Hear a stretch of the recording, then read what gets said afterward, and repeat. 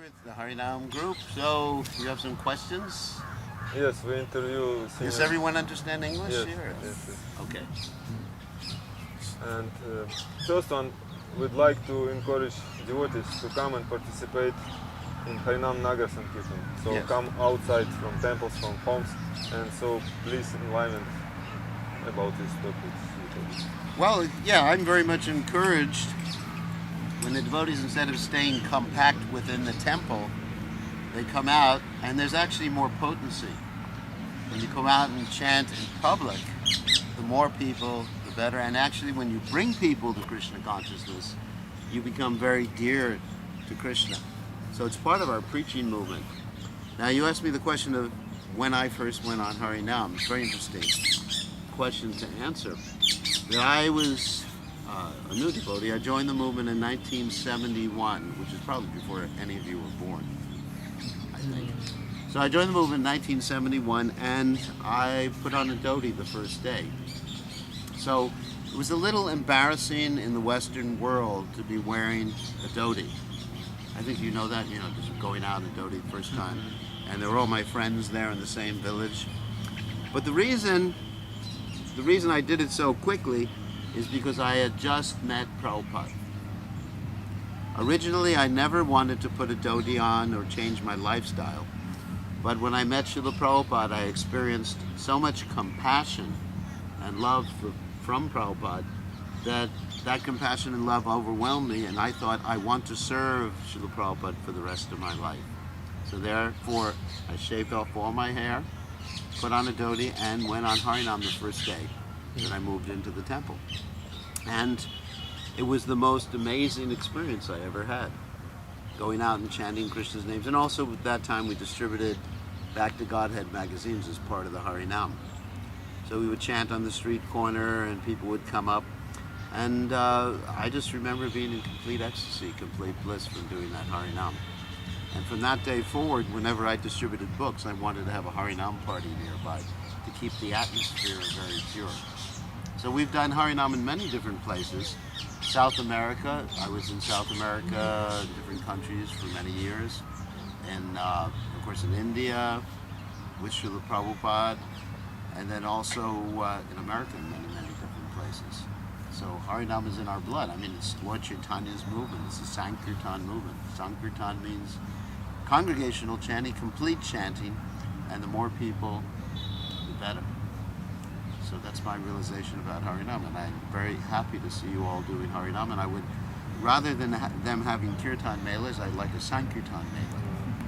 If you can get all those people who went to the Kirtan Mela in Mayapur, and you get them all out in the street, it would change the whole world. It'd be a really amazing experience. So I'm very thankful that you're all doing this and setting a good example, chanting Krishna's name, and I can see you're all happy. Yeah. Proof of the pudding is in the tasting, as they say, and you're all very, very happy persons and completely renounced from this material world. The more we chant, one of the reasons I come here to Govardhan, of course I'd like to do more Harinam here at Govardhan, but one of the reasons I come here to Govardhan is to get absorbed in Krishna's names. Many times you go into the temples and people are just talking about different things. So I like to come to a place where there's not so many people to talk to me, so I can just chant more japa. Usually on Ekadasi I chant 64 rounds a day, and this is a taste that I've developed by doing that. But by chanting congregationally, it's actually more powerful than japa. So next time we come, then we'll have some more congregational chanting. I'm just admiring what you're doing. So you have other questions, or? Yes, if you like to share what is the internal mood when you participate in Harinam Sankirtan, like outside going, what you meditate, maybe what you... Well, what I usually meditate on when I'm at Harinam Sankirtan is praying to Krishna that the holy names will affect the people who are coming by. Because Harinam Sankirtan is for others as well as oneself. Of course, in Krishna consciousness, the more you give to others, the more you have yourself. It's like if you open up the storehouse of love of God and distribute everything, then you have more. Materially, things don't work like that. Like if you give everyone your money, you will have less money. But spiritually, if you give everyone Krishna consciousness, you have more Krishna consciousness. So I generally think about others when I'm out in Harinam. That I want that person to chant, and I'm praying to Krishna that within the heart of that person, you should give them a taste for chanting, attract them into the chanting, and start their devotional service. Because when they hear the chanting on Harinam, that's the Bhakti Lata Bij, because you're functioning under the direction of Krishna's pure devotee, Srila Prabhupada, and your spiritual masters.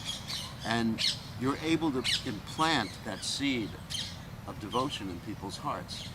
And that will assure that ultimately the Bhakti Lata Bij will grow and pierce the coverings of the material universe and arrive at Krishna's lotus feet. So you're actually starting people on the path of devotional service, liberating them, because if they just hear the holy name or just imitate the holy name, not even knowing what it is, they become liberated, and eventually they'll go back to Godhead. It may take several lifetimes.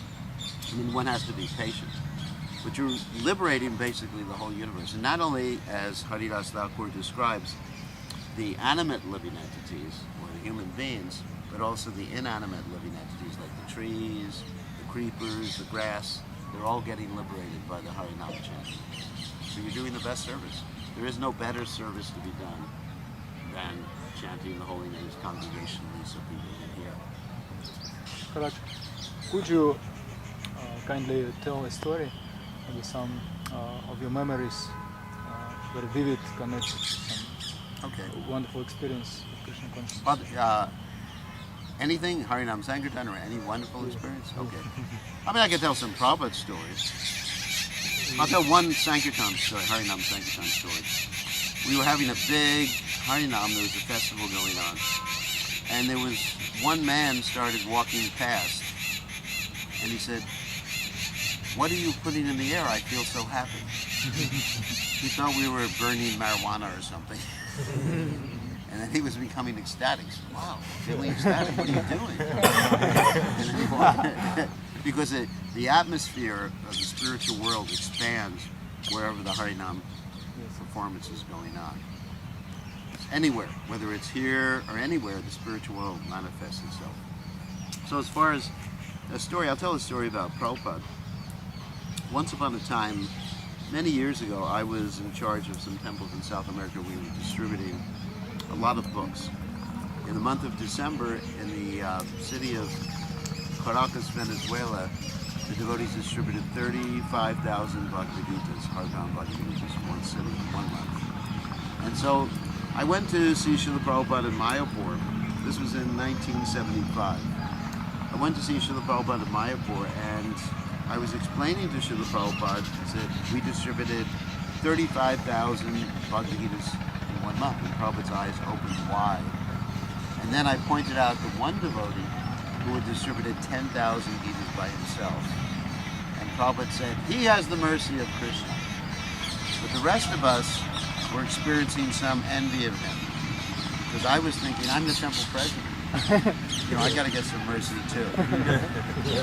So then Srila Prabhupada understood that we were feeling envious, and he looked around. He said, "You all have the mercy of Krishna." But then he said, "But it's just like the gopis, they're on a higher platform. They have more mercy." So Prabhupada was pointing out those devotees who go out and distribute and preach Krishna consciousness, distribute books and Harinam Sankirtan, they actually get the most mercy from Krishna. And that's the business of the Majjhima Adhikari. And the neophyte may not be doing that. They may be just ringing bells or staying in the temple and just having their kirtans in the temple. But the Majjhima Adhikari is always enthusiastic to go out and absorb others in the chanting of the holy names. And that's what you're doing. You're acting on the platform Majjhima Adhikari. Of course, Uttama Adhikari, they just sit and chant Hare Krishna, Hare Krishna, and they're in ecstasy. Later on, you'll experience that. But right now, go out and chant.